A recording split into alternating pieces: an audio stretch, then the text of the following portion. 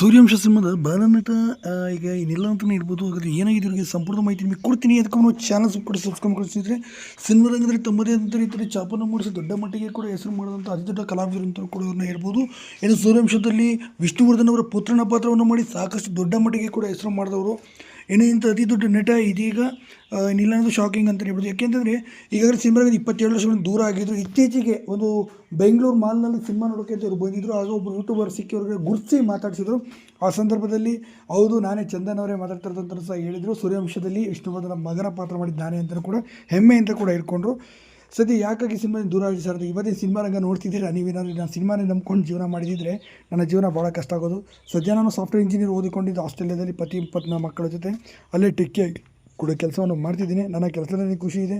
Cinema ರಂಗದಲ್ಲಿ ಈಗ ಏನೋ ಸಂದರ್ಭ ಆವಾಗಿನ ಥರ ಇಲ್ಲ.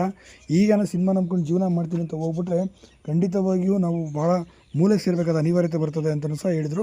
ಹೀಗಾಗಿ ಮುಂದೆ ಬರುವಂಥ ಯೋಚನೆಯೂ ಸಹ